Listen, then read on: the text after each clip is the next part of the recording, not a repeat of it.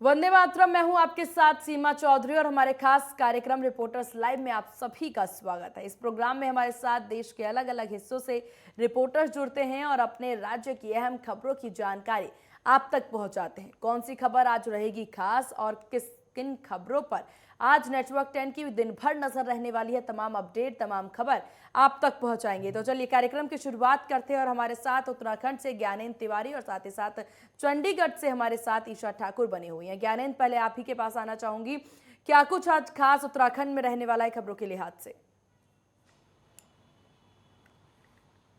देखिए, उत्तराखंड के लिहाज से अगर बात करें तो आज 9 तारीख है और ऐसे में उपचुनाव जो चंपावत सीट पे होना है, वहाँ से भाजपा की तरफ से उम्मीदवार के रूप में मुख्यमंत्री पुष्कर सिंह धामी अपने नामांकन आज कहीं ना कहीं दाखिल करेंगे। और ऐसे में नामांकन के पहले चंपावत क्षेत्र में टनकपुर एरिया में 30 किलोमीटर की लंबी जो रोड शो है वो होना है। और ऐसे में जिस तरीके से देखा जाए तो तमाम कहीं ना कहीं जो भाजपा के कार्यकर्ता हैं और तमाम बड़े नेता हैं, बात करें हम 5 कैबिनेट मंत्री इस रोड शो में शामिल होने वाले हैं खास तौर पे। और ऐसे में देखा जाए गणेश जोशी, सुबोध उनियाल, रेखा आर्या समेत तमाम जो मंत्री हैं वो इस रोड शो का हिस्सा बनेंगे। और ख़ास तौर पे एक कहीं ना कहीं मुख्यमंत्री उपचुनाव में जा रहे हैं और एक अपनी दमखम दिखाने की जो कोशिश है वो भाजपा की तरफ से आज चंपावत के क्षेत्र में देखने को मिलेगा साफ तौर पे।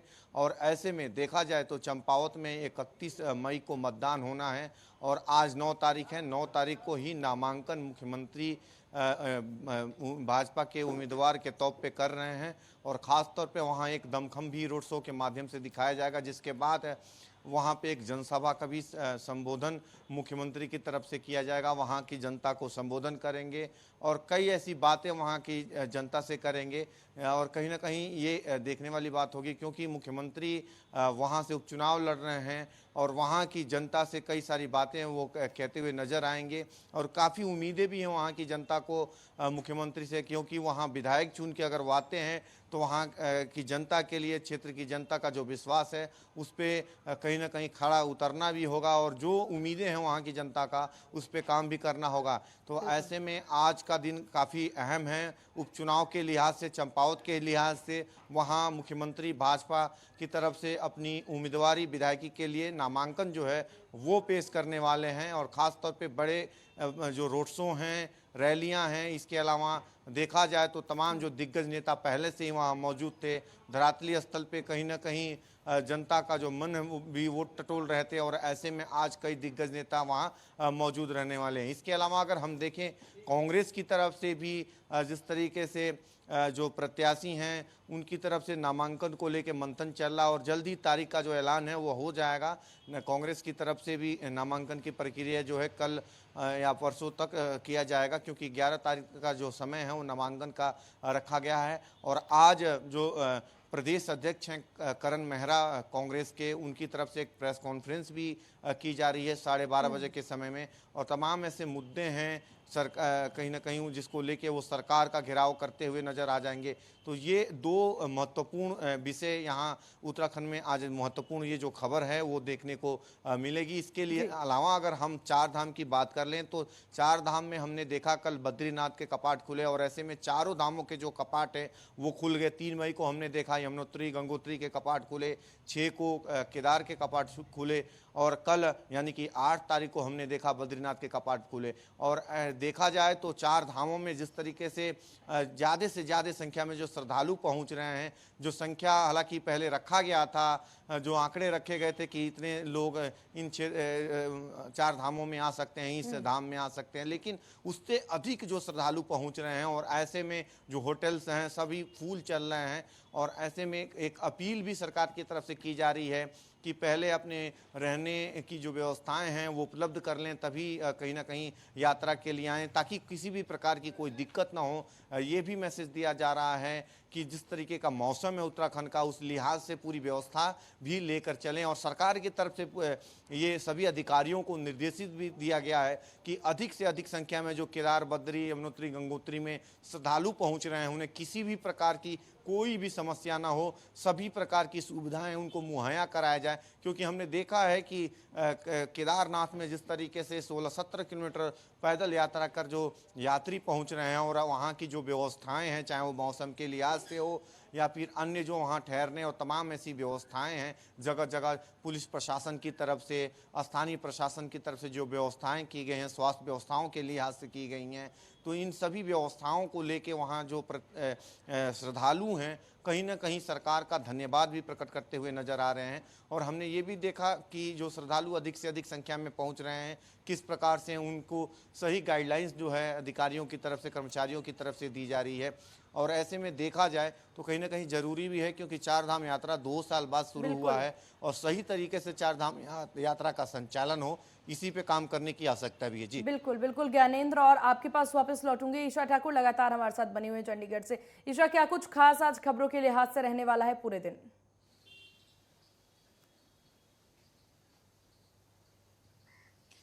देखिए, जिस तरीके से अगर हम कांग्रेस की बात करें, पंजाब कांग्रेस के जो पूर्व प्रधान हैं नवजोत सिंह सिद्धू के खिलाफ सीडब्ल्यूसी को एक शिकायत पंजाब कांग्रेस के प्रभारी हरीश चौधरी की तरफ से दी गई थी और उस पर अभी फैसला नहीं लिया गया है। जो बैठक होनी थी बीते दिनों, उसे टाल दिया गया है। लेकिन इसी बीच जो पंजाब कांग्रेस के पूर्व प्रधान हैं नवजोत सिंह सिद्धू, जिनके पर कार्यवाही को लेकर इसमें फैसला लिया जाना था, आज नवजोत सिंह सिद्धू की तरफ से अलग कदम उठाया गया है। 5:15 बजे के करीब आज वो पंजाब के मुख्यमंत्री भगवंत मान से चंडीगढ़ में उनके आवास पर मुलाकात करने वाले हैं।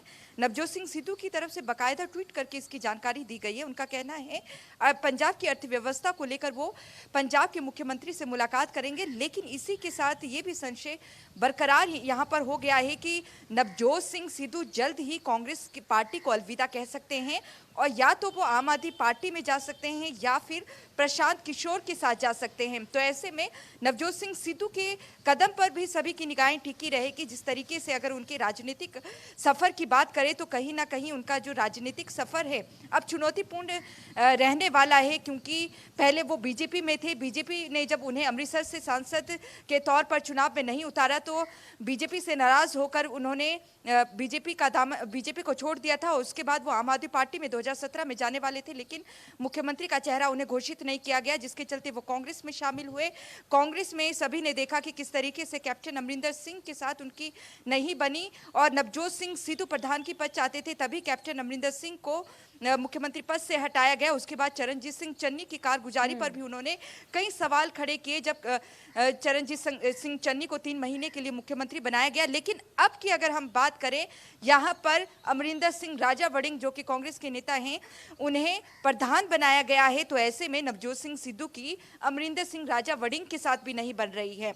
जहां इस पूरे मुद्दे को लेकर विधायक दल के नेता प्रताप सिंह बाजवा या फिर पंजाब कांग्रेस के प्रधान अमरिंदर सिंह राजा वड़िंग मुख्यमंत्री से मुलाकात कर सकते थे, लेकिन उन्हें ना साथ लेकर नवजोत सिंह सिद्धू खुद अकेले यहां पर पहुंच रहे हैं। तो यहां से कहीं ना कहीं ये अंदाजा लगाया जा सकता है कि नवजोत सिंह सिद्धू अपनी अलग राह बनाए हुए हैं। तो ऐसे में उनका अलग क्या कदम होगा ये भी देखने वाली बात होगी। और इसी के साथ देखिए, जिस तरीके से बीते दिनों हमने देखा कि पंजाब पुलिस दिल्ली पहुंची थी, गिरफ्तार कर भी लिया गया था बीजेपी के जो दिल्ली के नेता है तेजेंद्र पाल बग्गा को, लेकिन उसको लेकर जो सियासी पारा है वो भी अभी इस वक्त परवान चढ़ा हुआ है। वो इसलिए कि मोहाली कोर्ट की तरफ से अरेस्ट वारंट जारी कर दिया गया था। मामला पंजाब हरियाणा हाई कोर्ट में भी विचाराधीन है, लेकिन इसी बीच जब मोहाली की तरफ से अरेस्ट वारंट जारी किया गया और ये माना जा रहा था कि जल्द तेजेंद्र पाल बग्गा को अरेस्ट करके मोहाली कोर्ट में पेश किया जा सकता है, लेकिन तेजेंद्र पाल बग्गा ने पंजाब हरियाणा हाई कोर्ट में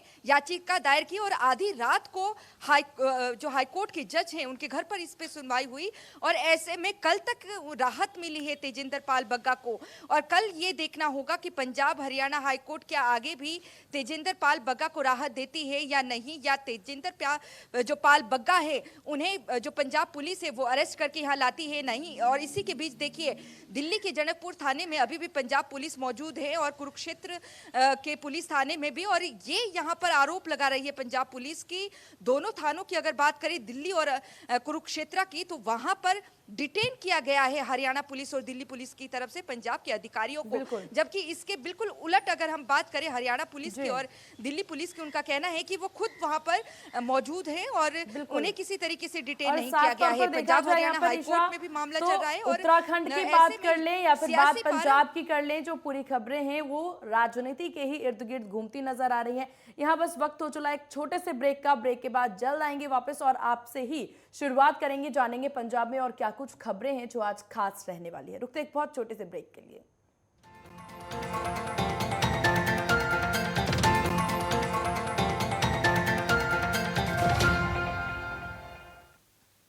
ब्रेक के बाद एक बार फिर स्वागत है आप सभी का हमारे खास कार्यक्रम रिपोर्टर्स लाइव में। और चलिए, ग्राउंड जीरो से हमारे तमाम रिपोर्टर्स बने हुए हैं और छत्तीसगढ़ से हमारे साथ अनिल नेताम और दिल्ली से गजेंद्र हमारे साथ बने हुए हैं। पहले छत्तीसगढ़ की ओर रुख कर लेते हैं। अनिल, क्या कुछ खास आज रहने वाला है छत्तीसगढ़ में? जी बिल्कुल, छत्तीसगढ़ में जो है आज अहम खबर की बात करें तो जो है मुख्यमंत्री भूपेश बघेल जी का जो विधानसभा वार दौरा था उसे रद्द कर दिया गया है। आज जो है मुख्यमंत्री भूपेश बघेल दिल्ली जाएंगे, जहां पर सीडब्ल्यूसी की जो बैठक है उस बैठक में शामिल होंगे। यह बैठक जो है राजस्थान में जो है चिंतन शिविर होने वाली है 13 से जो 15 मई तक। उस चिंतन शिविर से पहले एक बहुत बड़ी बैठक का आयोजन किया गया है दिल्ली में, जहाँ पर सीडब्ल्यूसी की एक बहुत बड़ी बैठक है जिस पर मुख्यमंत्री भूपेश बघेल भी इस बैठक में शामिल होंगे। उनका जो विधानसभा वार दौरा था उसे रद्द कर दिया गया है। आज मुख्यमंत्री भूपेश बघेल दिल्ली के लिए रवाना होंगे। ये आपको बता दें जो है चिंतन शिविर में जो होने वाले उसमें जो प्रमुख एजेंडे हैं उस पर जो है चर्चा की जा सकती है। साथ ही संगठन को मजबूती किस तरह से दिया जाए इस पर भी सीडब्ल्यूसी की बैठक में चर्चा की जा सकती है, जिसमें मुख्यमंत्री भूपेश बघेल अपनी राय रख सक रहे हैं। वहीं बात दूसरी बड़ी खबर की बात करें तो जो है राजधानी रायपुर में जो है धरना स्थल था उसको जो है परिवर्तन किया गया है। दरअसल जो है धरना स्थल बूढ़ा तालाब को बनाया गया था, जहां पर जो है प्रदर्शनकारी अपनी मांगों को लेकर वहां प्रदर्शन करते थे। जो है उनकी संख्या बढ़ने की वजह से जो सिटी जो मेन जो राजधानी मेन में जो बसा हुआ है बूढ़ा तालाब, वहां पर ट्रैफिक की समस्याएं काफी बढ़ जा रही थी, जिससे व्यापार को भी प्रभाव हो रहा था। जिसके मांग कर रहे थे कि यहाँ पर जो है धरना स्थल को से अलग दूसरी जगह शिफ्ट किया जाए, जिसमें देखिए प्रशासन ने जो है नया रायपुर में जो है धरना स्थल को जो है शिफ्ट कर दिया है। और जब अभी जो प्रदर्शन जो होंगे वो नया रायपुर में ही प्रदर्शन कर सकेंगे। जी चलिए, दिल्ली की ओर रुख कर लेते हैं। आपके पास वापस लौटूंगी। दिल्ली से हमारे साथ गजेंद्र बने हुए। गजेंद्र, क्या कुछ खास आज दिल्ली में? जी बिल्कुल, अगर दिल्ली की बात करते हैं तो दिल्ली में आज एमसीडी के बिल्डोजर के ऊपर सबकी नजर रहने वाली है। दिल्ली के शाहीन बाग इलाके में आज अतिक्रमण हटाने की कार्रवाई नहीं होगी। दरअसल दिल्ली पुलिस ने फिलहाल कार्रवाई के लिए पुलिस सिक्योरिटी देने से असमर्थता जताई है। पहले भी पुलिस सुरक्षा नहीं मिलने की वजह से अतिक्रमण हटाने की कार्रवाई पर 8 मई तक की रोक लगा दी गई थी। अब यह रोक आगे बढ़ाई जा सकती है। अगर बात करें तो मिली जानकारी के मुताबिक दिल्ली पुलिस का कहना है कि आज एमसीडी के पर्याप्त सुरक्षा व्यवस्था के लिए फोर्स नहीं दी जा सकती है। उसका कारण ये बताया गया है कि आज जो दिल्ली पुलिस का कहना है कि साउथ ईस्ट जिले में आज शाहीन बाग आता है, वहीं आज कई और संवेदनशील प्रोग्राम हैं जिनको देखते हुए फोर्स नहीं दी जा सकती। इसके चलते अतिक्रमण हटाने के लिए फोर्स नहीं मिल पाएगी। बता दें कि साउथ एमसीडी ने पहले एक पूरा रोस्टर तैयार किया था और जिस रोस्टर में उन्होंने बनाया था कि कहां कहां अतिक्रमण को हटाया जाना है। उसके बाद उसके ऊपर बिल्डोजर चलाया जाना था, लेकिन आज जो बिल्डोजर की कार्रवाई है वो कहीं ना कहीं रुकती हुई दिखाई दे रही है। बता दें कि ऐलान के मुताबिक 4 मई को तुगलकाबाद के एमजी रोड के पास कार्रवाई की गई थी, लेकिन आज की जो कार्रवाई है वो रुकती हुई दिखाई दे रही है, क्योंकि पुलिस फोर्स पर्याप्त मात्रा में एमसीडी को नहीं दी जा सकेगी। वहीं अगर दिल्ली के मौसम की भी बात कर ले तो आज दिल्ली का मौसम बेहद गर्म है। पिछले हफ्ते की बात कर ले तो शुक्रवार और शनिवार को दिल्ली में हल्की बूंदाबांदी भी हुई थी और कुछ जगह बारिश भी हुई थी, लेकिन हवा लगातार पिछले हफ्ते चल रही थी, जिससे दिल्ली वालों को थोड़ी राहत की ठंडक महसूस हो रही थी। लेकिन अगर बात करें तो आज से दिल्ली वालों को तपती धूप का सामना करना पड़ेगा। आईएमडी की बात कर ले तो आईएमडी के मुताबिक दिल्ली में अब तापमान 40 डिग्री से ऊपर ही बना रहेगा। और अगर बात करें आईएमडी की तो आईएमडी ने कहा है कि 4 डिग्री तक पारा बढ़ भी सकता है, यानी दिल्ली वालों को 44 डिग्री तक के पारे को भी सहना होगा। अगर दिल्ली की ही बात करें तो आईएमडी के मुताबिक 9 मई से 13 मई तक लू चलने की भी संभावना है, जिसको लेकर येलो अलर्ट भी जारी किया गया है। और दिल्ली के अगर प्रदूषण की बात कर ले तो लगातार बेहद खराब श्रेणी में प्रदूषण बना हुआ है। प्रदूषण लगातार 250 से AQI ऊपर ही दर्ज किया जा रहा है। चलिए, कुल मिलाकर के दिल्ली में मौसम की बात कर ली जाए और साथ ही साथ बुलडोजर कार्रवाई की बात कर ली जाए। इन्हीं खबरों पर नजर बनी रखेगी। आपके पास वापस लौटूंगी। लगातार हमारे साथ उत्तराखंड से ज्ञानेंद्र तिवारी बने हुए। ज्ञानेंद्र, उपचुनाव को लेकर के जो रोड शो हो रहे हैं वो किस प्रकार से जारी है और साथ ही साथ रोड शो में कौन कौन शामिल? देखिए, काफ़ी अहम दिन है आज। जिस तरीके से उपचुनाव में मुख्यमंत्री भाजपा की तरफ से नामांकन पेश कर रहे हैं और ऐसे में उम्मीदवारी कहीं ना कहीं वहां से उनकी रहेगी। ऐसे में देखा जाए तो ये जो चंपावत में 30 किलोमीटर का जो रोड शो है, ऐसे में जो 5 कैबिनेट मंत्री हैं, हमने पहले ही बताया, गणेश जोशी, सुबोध उनियाल, रेखा आर्या समेत कई ऐसे मंत्री हैं जो उनके साथ मौजूद हैं। और ऐसे में देखा जाए तो आज जो चंपावत की जनता के बीच रोड शो के माध्यम से वो आशीर्वाद लेते हुए नज़र आने वाले हैं। इसके अलावा वहाँ एक जनसभा को भी संबोधित करेंगे और ख़ास तौर पे इस जनसभा के माध्यम से वो अपनी बातें अपने क्षेत्र की जनता को रखेंगे, क्योंकि क्षेत्र की जनता के समक्ष वो ऐसे मुद्दे रखे जाएंगे जिन पे वो उन्हें काम करना होगा, क्योंकि वहाँ की जनता को काफ़ी उम्मीदें हैं। हमने देखा था कि वहाँ के भाजपा के जो विधायक थे, सीट छोड़ने के बाद कहीं ना कहीं वहाँ की जनता से कई सारी ऐसी बातें कहीं ना कहीं उनकी तरफ से की गई थी। मुख्यमंत्री भी जब वहाँ गोरखनाथ मंदिर के दर्शन के लिए गए थे और उसके बाद सीधे जनता से रूबरू हुए थे, तो कई सारी बातें उनकी तरफ से जनता के समक्ष कही गई थी कि अगर वो वहाँ से जीत के आते हैं, वो जनता उनकी जिताती है, तो कई ऐसे काम जो वर्षों से नहीं हुए हैं उन कामों को अमल में लाया जाएगा और उन जनता के समक्ष वो सभी कामों को पूरा करने की जो कवायद है वो करेंगे। मौजूदा समय में देखें तो आज नामांकन करने के बाद जनता को कहीं ना कहीं वो संबोधित करेंगे जनसभा के जरिए। तो ऐसे में कई सारी ऐसे वादे हैं, कई सारी ऐसे बातें हैं जिनकी घोषणाएं उनकी तरफ से की जा सकती हैं। इसके अलावा अगर उत्तराखंड में अगर हम देखें तो लगातार जिस तरीके से गर्मी बढ़ती जा रही है तापमान बढ़ने के कारण, ऐसे में आज राहत मिलने की उम्मीद है। कहीं ना कहीं जो बारिश होने की संभावनाएं मौसम विभाग की तरफ से जारी की गई है। पहाड़ के 3 जनपदों के लिए, खासतौर पे 4 धाम क्षेत्रों की अगर बात करें, रुद्रप्रयाग जिला जहां की केदारनाथ आता है, और दूसरी तरफ अगर हम देखें जिस तरीके से उत्तरकाशी और चमोली के लिए भी जो संभावनाएं जाहिर की गई हैं बारिश की। ऐसे में गंगोत्री, यमुनोत्री और बद्रीनाथ, इन इलाकों में भी बारिश की जो संभावनाएं हैं वो आज देखने को मिलने वाली है। खासतौर पे मौसम विभाग की तरफ से जो चेतावनी है वो जारी की गई है कि मध्यम जो बारिश है इन पहाड़ी इलाकों में देखने को मिलेगी, जिसकी वजह से मैदानी इलाकों में भी तापमान में जो गिरावट है वो देखने को मिल सकती है। जी बिल्कुल ज्ञानेंद्र, और कुल मिलाकर देखा जाए यहाँ पर तो गर्मी से राहत मिलती नजर आएगी। ईशा ठाकुर हमारे साथ लगातार पंजाब से बनी हुई है। ईशा, आज सिद्धू जो है वो मिलने के लिए जा रहे हैं भगवंत मान से, ऐसे में क्या कुछ समय निर्धारित किया गया है और इस खबर के बाद क्या कांग्रेस द्वारा कोई प्रतिक्रिया यहां सामने आई हो?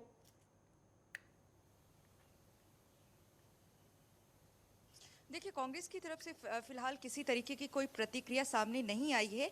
हालांकि नवजोत सिंह सिद्धू की तरफ से ट्वीट करके ये जानकारी जरूर दी गई है कि आज शाम 5:15 बजे वो मुख्यमंत्री जो पंजाब है भगवंत मान, उनके आवास पर उनसे मुलाकात करेंगे और पंजाब की अर्थव्यवस्था को लेकर वो मुलाकात करना चाहते हैं। लेकिन यहाँ पर देखिए, बात वहीं पर बनी हुई है कि पंजाब कांग्रेस के प्रधान या फिर जो CLP लीडर हैं, कांग्रेस विधायक दल के नेता प्रताप सिंह बाजवा, अगर वो जाते साथ में तो ये स्पष्ट हो जाता है कि कांग्रेस में कोई भी अंतर्कलह नहीं है। लेकिन जिस तरीके से नवजोत सिंह सिद्धू अपनी अलग राह बनाए हुए हैं, किसी भी कांग्रेस के बड़े नेता के साथ उनकी इस वक्त बन नहीं रही है। यहाँ तक कि विधायक दल के नेता प्रताप सिंह बाजवा या फिर अमरिंदर सिंह राजा वड़िंग, जो कि मौजूदा कांग्रेस के प्रधान हैं, उनके साथ। तो ऐसे में ये भी देखना होगा, क्योंकि लगातार अब यही कयास लगाए जा रहे हैं। इस तरीके से नवजोत सिंह सिद्धू के खिलाफ CWC में जो शिकायत हैं वो हरीश चौधरी की तरफ से भेजी गई है, पंजाब कांग्रेस के प्रधान की तरफ से।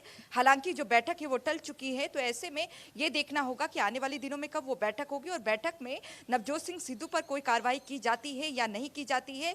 लेकिन इससे पहले ही नवजोत सिंह सिद्धू कहीं ना कहीं एक दाव खेलते हुए यहाँ पर नजर आ रहे हैं। कांग्रेस आला कमान को कहीं ना कहीं वो एक संदेश दे रहे हैं कि वो जल्द ही कांग्रेस पार्टी को अलविदा कह सकते हैं। तो ऐसे में ये भी माना जा रहा है, जिस तरीके से वो लगातार आए दिन प्रशांत किशोर की प्रशंसा करते नजर आ रहे हैं और उन्हें अपना प्रिय दोस्त बता रहे हैं, तो ऐसे भी माना जा रहा है कि जिस तरीके से प्रशांत किशोर जो कि राजनीतिकार हैं उनकी तरफ से अपनी पार्टी का ऐलान किया गया है, तो कहीं भी नवजोत सिंह सिद्धू जा सकते हैं। लेकिन यहाँ पर ये देखना होगा, जिस तरीके की हमेशा ही नवजोत सिंह सिद्धू की जो डिमांड रहती है वो बहुत ज़्यादा रहती है, तो ऐसे में कहीं बात बन भी पाती है या नहीं, क्या आम आदमी पार्टी उन्हें अपनी पार्टी में लेना भी चाहेगी या नहीं, और दूसरी तरफ प्रशांत किशोर के साथ क्या वो जाते हैं या नहीं, या प्रशांत किशोर उन्हें अपने साथ रखना चाहते हैं या नहीं, ये भी बड़ी बात होगी। बिल्कुल, लेकिन और कुल मिलाकर इन देखा सब के जाए तो बीच सबकी नजरें आज इसी अगर पर नवजोत टिकी सिंह होगी सिद्धू कि की आखिर मुलाकात भी सिद्धू होती का है तो कहीं ना क्या कहीं कुछ फैसला यहाँ सामने आता है, या फिर आम आदमी पार्टी उन्हें अपनाती है, या फिर वो कांग्रेस में ही रह जाते हैं। देखने वाली बात होगी। फिलहाल आप सभी का बहुत शुक्रिया तमाम जानकारी साझा करने के लिए और खास कार्यक्रम में तमाम जानकारी बताने के लिए कि किस पर नेटवर्क 10 की दिन भर आज नजरें बनी रहेगी, कौन कौन सी वो मुख्य खबरें यहाँ पर रहेंगी। और इसी के साथ इस खास कार्यक्रम में बस इतना ही। बने रहिए नेटवर्क 10 के साथ। जय हिंद।